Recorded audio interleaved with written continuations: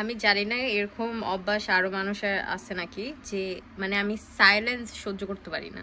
যদি মানে শান্ত পরিবেশ থাকে, কোনো সাউন্ড না থাকে, শব্দ না থাকে, আমার মানে কেমন জানি লাগে। সো আমি সব সময়, এটা হলো আরেকটা রিজন আমি বেশি ভিডিও রেকর্ড করতে পারি না, কারণ আমার ব্যাকগ্রাউন্ডে সব সময় কিছু না কিছু চলতে থাকে, হয়তো পডকাস্ট, বুক, অথবা ক্রাইম ভিডিওস, অথবা মুভি এক্সপ্লেনেশন, লাইক সব সময় চলতে থাকে। তার জন্য অনেক ভিডিওস আমি রেকর্ড করি না, বিকজ আমার ফোন আমি ইউজ করি এই ভিডিওস এগুলো দেখার। সো ইয়া, আমি জানি না এটা কেন হয় আমার সাথে। আই থিঙ্ক এটা অনেক ছোটবেলা থেকেই আমার আমি সাইলেন্স এগুলো। আই থিঙ্ক বাইরে যাবো এখন 7-Eleven-এ, আমার কফি শেষ হয়ে গেছে। সো আমি টিকটকের মধ্যে এরকম একটা হ্যাক দেখছি, যেটা হলো এরকম করে কফি বানায় 7-Eleven-এর আইসক্রিম, তারপর আইস ক্যাফ সামথিং এগুলো দিয়ে। সো আমি ওইটা ট্রাই করব। জাপানের একটা কি, যেরকম সৌদি আরবের হলো অনেক গরম অ্যাকচুয়ালি, লাইক আই থিঙ্ক 40-এর উপরেও চলে যায় একবার। কিন্তু সৌদি আরবের গরম হলো যে মানে মানুষ বেশি ঘামে না ওইখানে, হলো সানলাইটের জন্য, সূর্যের জন্য মানে অনেক থাকে, মানুষ সহজে ঘামে না। আর মানুষ হলো দুপুরের দিকে বেশি বেরো হয় না, ইভেন যে নর্মালি কাজগুলো দুপুর সকালের দিকে হয় না, বেশিরভাগ মানুষ রাত্রে কাজ করে। আর আরেকটা জিনিস হলো যে সব জায়গায় হলো এসি গুলো থাকে, সো অথবা গাড়িতে থাকে, এত প্রবলেম হয় না। বাট জাপানে হলো একটা প্রবলেম, ফার্স্ট অফ অল এটা হলো একটু বাংলাদেশের মতন ওয়েদার, মানে মানুষ অনেক ঘামায়, মানে বলা বাহিরে, অনেক হিউমিড এরিয়া। আর কি বলে, এখানে হলো সব জায়গায় এসিও থাকে না সবার, হলো লাইক আমরা যদি বাস দিয়ে অথবা ট্রেন স্টেশন এখানে যাইতে হলে হাইটে যেতে হয় most of the time. So এটা হলো প্রবলেম। আর কি বলে, আর বেশিরভাগ যে ওয়ার্কসগুলো থাকে এগুলো সব হলো সকালের দিকে অথবা দুপুরের দিকে হয়। এখানে সবাই অনেক তাড়াতাড়ি ঘুমে এসে পড়ে, লাইক বাংলাদেশের মতন অলমোস্ট, লাইক সন্ধ্যার আগে অলমোস্ট সব শেষ হয়ে যায়। সো এর জন্য হলো একটু প্রবলেম, স্পেশালি যারা হলো মুসলিম, যারা হলো হিজাব অথবা বরখা এগুলো পরে, তাদের জন্য একটু প্রবলেম। বাট কি বলে, মে আল্লাহ ব্লেস আস। তো আমি যারা হলো প্রথম কি বলে জাপানে আসে, আর আমি রেকমেন্ড করব। আমি বারবার একই ওয়ার্ড রিপিট করি, আমি বুঝতে পারছি যে আমার মানে ভোকাবুলারি অনেক কম, আমি একই শব্দ না, ওয়ার্ডস বারবার ইউজ করি। সো যারা হলো মানে প্রথম বার জাপানে আসতেছে, তাদের আমি বলবো যে বরখার নিচে হলো যত পাতলা কাপড় চোপড় পরা যায় তত ভালো। আর আরেকটা জিনিস হলো এখানে জাপানের বাসাগুলো হলো অনেক মানে ফর্মের মতো, লাইক ইটের না। সো এগুলো মানে বাহিরে যেরকম ওয়েদার থাকে, বাসার ভিতরে ওই ওয়েদার মাল্টিপ্লাই করে মানে বোঝা যায়। সো ইটস লাইক বাহিরে যদি 40 না 30 ডিগ্রি থাকে, তাহলে বাসার ভিতরে হলো লাইক 32-33 এরকম ওয়েদার লাগবে। আর বাহিরে যদি লাইক কি বলে 1 থাকে অথবা 2 থাকে ওয়েদার, এখানে লাইক মাইনাসের, বাসার ভিতরে মাইনাসের মতন ফিল হয়, -1 -2 এরকম। সো আমি যেটা বলতেছিলাম, আমার মনে নেই আমি কি বলতেছিলাম অ্যাকচুয়ালি। যারা হলো মানে যদি অনেক গরম লাগে বাসায়, তাহলে হলো দুপুরের দিকে অথবা যে কোনো টাইমের মধ্যে বাহিরে গেলে হলো ঠান্ডা লাগে বেশি বাসায় থাকার থেকে। কারণ জাপানের একটা ভালো জিনিস কি, অনেক গরম থাকলেও এখানে অনেক ভালো কি বলে বাতাস থাকে, ঠান্ডা বাতাস, একদম মানে কুলার, এসি এরকম বাতাস থাকে। সো ওইটা হলো অনেক ভালো। আরেকটা হলো যে যদি ঠান্ডার টাইমের মধ্যে থাকে, তাহলে একদম মানে যখন দুপুরের টাইম থাকে, তখন যদি জানালা এগুলো খুলে যদি একটু সানলাইট এগুলো ভিতরে আসে, তারপর হলো দরজা এগুলো লাগাই দিলে আর একটু রুমটা গরম থাকে। এটা হলো আরেকটা জিনিস। এটা হলো শীতের টাইমে করা যায়, কিন্তু জাপানের মধ্যে হলো শীতের টাইমে অনেক শীত থাকে, আবার গরমের টাইমে অনেক গরম। সো এই জিনিসটা হলো মাথায় রাখা ভালো। আর আমি চেষ্টা করতেছি, আমার কাছে মনে হইতেছে আমার বাংলা আবার পড়া উচিত, কিন্তু মানে আমার এখন ভাষার কথা শুনলেই কষ্ট লাগে। আমি এত ভাষা শিখতে শিখতে মানে আমার মানে পুরো লাইফ চলে গেল। আর আমি মানে আমার কাছে এখন মনে হয় যে আমি কোনো ভাষাই ভালো করে পারি না, না ইংলিশ, না বাংলা, না জাপানিজ, না আরবিক, কোরিয়ান, মানে যতগুলো হিন্দি, মানে সব মিলায় মানে আমার কাছে মনে হয় আমি কোনো ল্যাঙ্গুয়েজই ভালো করে পারি না এখন। আর এর জন্য হলো আরেকটা যে আমার কাছে মনে হয় যে আমি মানুষকে ভালো করে বুঝাইতে পারি না যে আমি কি বলতে চাইতেছি, কি বুঝাইতে চাইছি। আর আমার ভোক্যাবুলারিও হলো কোনো ল্যাঙ্গুয়েজে এত কি বলবো, আরেকটা প্রবলেম আমি ফেস করতেছি। আমি একটা ভাষা শিখলে আরেকটা ভাষা ভুলে যাই। আর জাপানিজ মানে আমার কাছে মনে হয় কোনো ভাষাই হলো কঠিন না যদি আমরা পড়ি, যদি আমরা না পড়ি তখনই হলো কোনো একটা ভাষা কঠিন লাগে। বাট একটা ভাষা শেখার জন্য ওইটার মধ্যে ইন্টারেস্ট থাকা উচিত। যদি মানুষের মানে ওই ভাষাটার মধ্যে ইন্টারেস্ট না থাকে তাহলে শেখা অনেক কঠিন। ওকে, এইগুলো হলো এই প্রোডাক্টগুলো আমি রেগুলারলি ইউজ করি। এটা না, এই প্রোডাক্টগুলো ফার্স্ট অফ অল আমি বলবো যে যাদের হলো ভালো স্কিন আছে, স্পেশালি বাঙালিরা যারা বাংলাদেশের মধ্যে থাকে, শুকর আলহামদুলিল্লাহ, ওকে আল্লাহুম্মা বারিক। কারণ যার হলো স্কিনের মধ্যে অ্যাকনে আছে অথবা অ্যাকনে মার্কস আছে, স্কার্স আছে, তারা বুঝে যে লাইক হাউ, মানে আমি প্রথমে নোটিস করতাম না, বাট যখন থেকে আমার অ্যাকনে এগুলো শুরু হয়েছে তখন আমাকে অনেক মানুষ অনেক কিছু বলতো। ইভেন এক একটা মানুষ আছে যে আমাকে প্রথমে জিজ্ঞাসা করতো না যে কি খবর, কেমন আছো, আমাকে প্রথমেই জিজ্ঞেস করতো যে মুখে কি হয়েছে। অ্যান্ড আই ওয়াজ লাইক, মানে এগুলো বলতে বলতে আমি নোটিস করা শুরু করছি। অনেক পর আমি রিয়েলাইজ করছি ওয়াও, আমার ফেস হলো আসলে মানে পুরা অ্যাকনে এগুলো দেহরো ভরে যেতেছে স্টাফ। সো আমি বলবো আমি এত প্রোডাক্ট ইউজ করার পরে এই প্রোডাক্টটা আমি কতবার যে কিনছি মানে বলার বাহিরে। ওয়েট, ভালো করে দেখেন, মানে এই প্রোডাক্টটা এত ভালো আমি মানে বলতে মানে বইলে বুঝাতে পারবো না।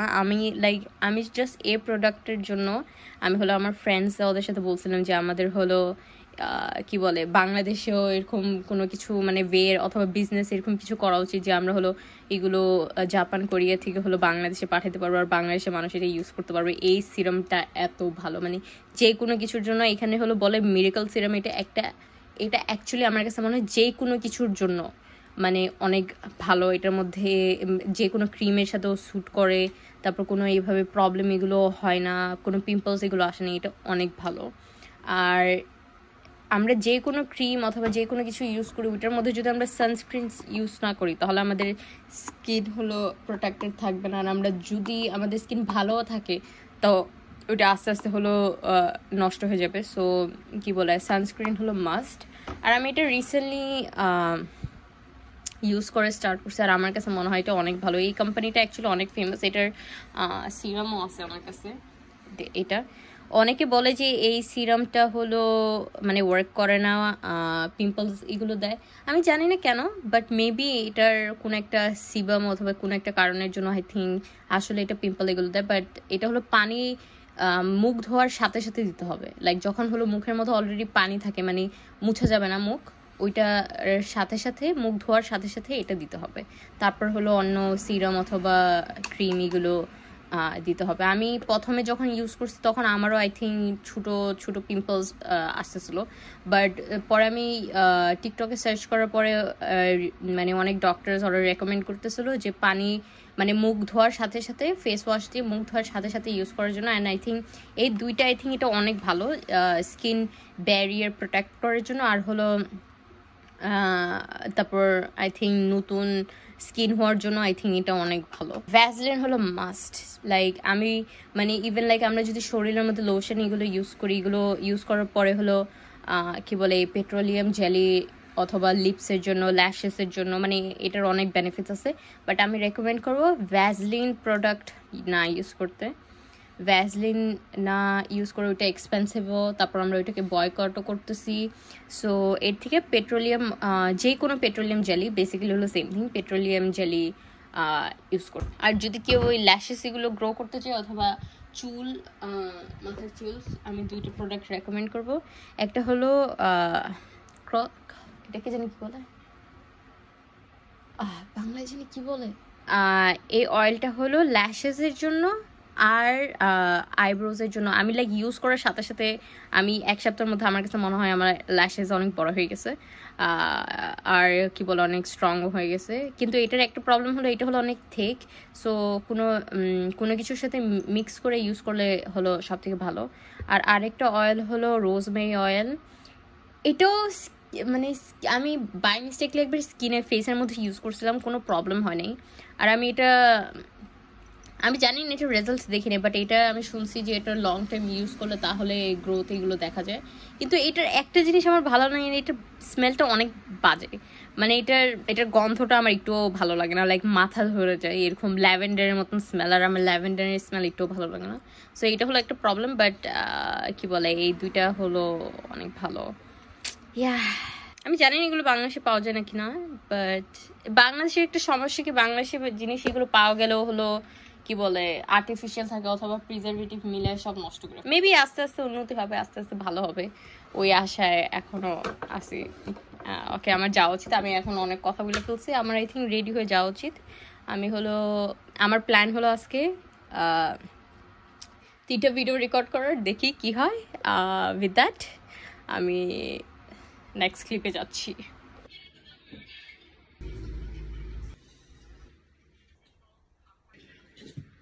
আমার অ্যাকচুয়ালি ব্যাগটা আগে ফালানো উচিত ছিল, আমার গ্লাসের। ওকে হোয়াটএভার। আমি প্রথম যখন কি বলে মানে ইউটিউব চ্যানেল খুলছি এন্ড স্টাফ, তখন আমার কাছে ভিডিও করা অনেক ইজি ছিল, বিকজ কেউ আমাকে এই এরিয়াতে চিনতো না। বাট জব স্টার্ট করার পর থেকে আমার কাছে অনেক সেলফ কনসিয়াস লাগে যে হোয়াট ইফ আমার কোনো কলিগ আমাকে দেখে ফেললো এন্ড স্টাফ। সো এটা হলো একটা প্রবলেম আমার জন্য। আমি অলমোস্ট 7-11 এসে পড়ছি, আমার মনে নেই আমি লাস্ট ভিডিওতে কি বলছি। আমি জানি না ভিতরে আমি রেকর্ড করতে পারবো না কি না, অনেকেই করে, বাট আমি 7-11 প্রতিদিন আসি, এটা হলো প্রবলেম। যদি আমাকে না চিনতো তাহলে করলে সমস্যা নেই, বাট ইভেন যদি স্ট্রেঞ্জারও থাকে I have to be like আমাকে যারা পছন্দ করে। আর আমার কাছে মনে হয় যে যেহেতু আমি মানে আই থিঙ্ক সব জায়গায় যেহেতু বেশি মুসলিম নাই ফরেনার্স, আমার কাছে মনে হয় যে আমরা পুরো কমিউনিটিকে রিপ্রেজেন্ট করি, সো আমাদের সবসময় বেস্ট বিহেভিয়ারের মতো থাকতে হবে। সো এটাই। আর এই জাপানের মধ্যে আরেকটা সমস্যা হলো হিজাবিদের জন্য, যে আপনার হিজাব থাকবে না, আপনার হিজাব নষ্ট হয়ে যাবে, কারণ এখানে অনেক বাতাস, আর বাতাস আর হিজাব চলে না একসাথে। Go to the park. আমি রেকর্ড করতে পারিনি, ইট ওয়াজ অকওয়ার্ড। একটা জিনিস তো বলতে হবে যে জাপানিজদের হাতগুলো অনেক সুন্দর, ওরা ওদের হাতের অনেক কেয়ার করে। আমি আরেকটা হালাল রামেনের জন্য গেছিলাম, বাট ওই রামেনটা নাই।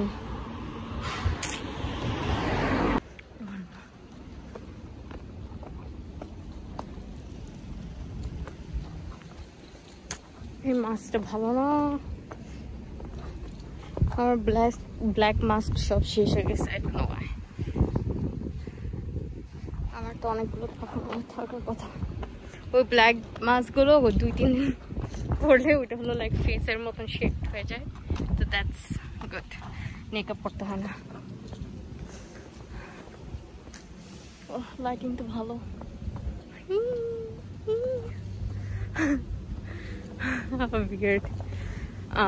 যেটা আমি বলতেছিলাম, আমি অন্য আরেকটা পার্ক আছে ওইখানে যেতে চেয়েছিলাম, বাট আমার আধা ঘন্টা পরে হলো প্রাইভেট আছে, আর আমি 3টা ভিডিও করব। এটা বলছিলাম না আমি, একটা হইতেছে না এখন, 3টা তো দূরের কথা। সো এখন দেখি বাহিরে একটা ভিডিও হয় নাকি, যদি হয় তাহলে চলে যাবো আমি বাসায়, আমার প্রাইভেট আছে। এটা হলো আরেকটা জিনিস যে আমি মানে ব্লগিং যেগুলো মানে আমি একই জিনিস বারবার করি, আমার লাইফে তো ইন্টারেস্টিং না, অনেক বোরিং। সো আমি জানি না যে মানে কি নিয়ে ভিডিও করা উচিত আমার। সো এটা হলো একটা প্রবলেম, আমি বেশি অন্য জায়গায় এগুলো তো যাই না, বাহিরে মানুষ কেন এখানে, এই পার্কে সবসময় মানুষ থাকে। এই ফুলগুলো তো অনেক সুন্দর। Wait, magical.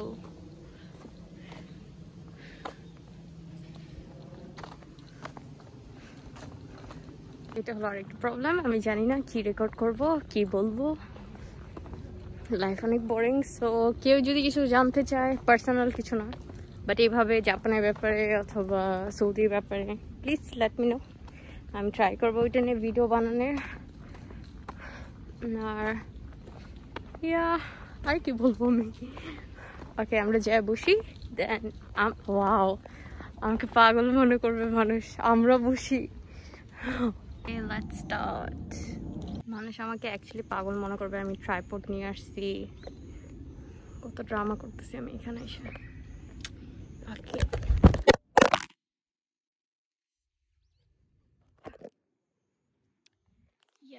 এভাবে আমার মোবাইল আর থাকবে না, স্ট্যান্ডের নিচে রাখলে ভালো। আর অনেক সানি কেন এখানে দেখা যায়। সো এটা হলো আইস, তারপর এটা ice cream, and this is the coffee. Let's try this.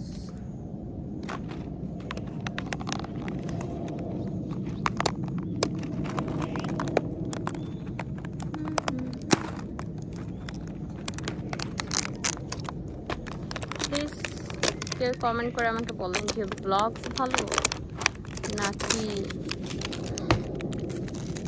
কথা যেগুলো আমি বসে বসে জাস্ট প্যাচাল পাড়তে থাকি ওই ভিডিওস ভালো। আমি মাত্র রিয়েলাইজ করলাম অনেকদিন হয়ে গেছে আমি কোনো, ও এটার মধ্যে পাইপ দিব কীভাবে আমি, তার জন্য আমাকে লোকটা পাইপ দিতে চায় নাই।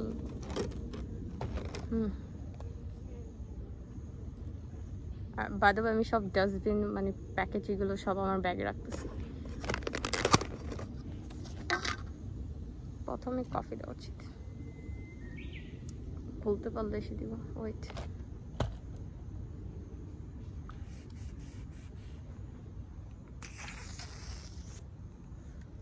শূন্য।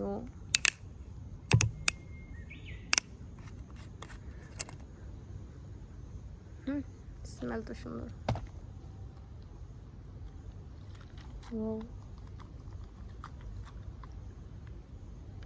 বাহিরে অনেক গরম অ্যাকচুয়ালি, আমার হ্যাক দিয়ে কোনো লাভ হয়নি। আর এটা হলো আইসক্রিম, ভ্যানিলা আইসক্রিম। যারা কোল্ড কফি খাইতে পছন্দ করে আমি রেকমেন্ড করব, রেকমেন্ড না, আমি রেকমেন্ড বলার ট্রাই করতেছি না, যে কি বলে আইসক্রিম, ভ্যানিলা আইসক্রিম ইউজ করতে। এভাবে ভ্যানিলা আইসক্রিম দিলে জিনিসটা মজা হয়ে যায়। ওয়াও, আরো সুন্দর করে দিতে পারতাম আমি।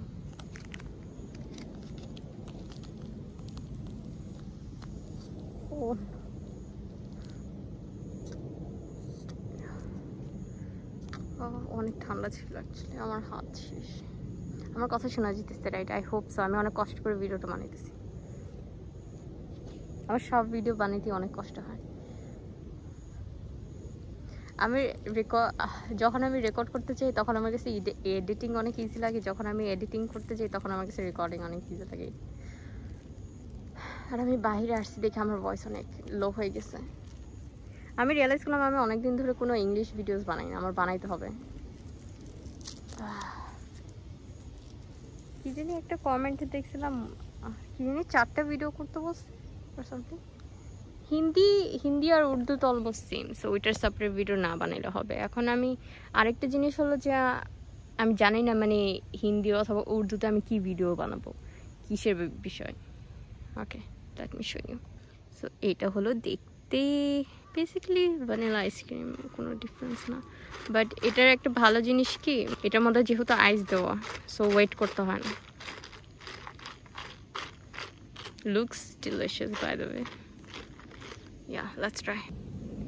So basically আমার ট্রাইপড হলো ভেঙে গেছে, তার জন্য ওইটা মানে অ্যাডজাস্ট করা যারা ভালো করে, সো ওইটা পড়ে যায়, তার জন্য আমার ফোন পড়ে গেছিল। সাইডে করলে দেখা যায়। খাবো কীভাবে আমি এটা এখন? তার জন্য নেকআপ হলো ভালো একটা জিনিস, যে নেকআপে সহজে খাবার খাওয়া যায় অথবা ড্রিঙ্কস এগুলো খাওয়া যায়। ওইটা নেই। আর আরেকটা রাস্তা থাকতো খাওয়ার, তাহলে আমি খাইতেও পারতাম, ভিডিওসও বানাইতে পারতাম। নিচে যাবে না, wait minute, let me try something. So আমি শুনছি যে স্পাইডারম্যান যখন ইগুলো রেকর্ড করতো, স্পাইডারম্যানের কস্টিউম ওইটা সহজে খোলা যেত না, তার জন্য চোখের যে হোল আছে ওইটা দিয়ে হলো কি বলে পানি খাওয়ানো হইতো। সো আমি এখন ওইটা ট্রাই করব, যেহেতু আমার পাইপ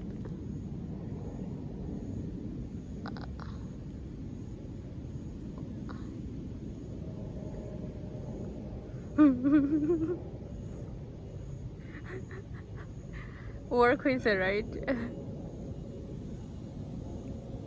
আমি চলে যাবো বাসায়। আমি ভাবছি অনেকক্ষণ বাইরে থাকতে পারবো টিউশনের আগ পর্যন্ত, বাট আমার কাছে মনে হয় না।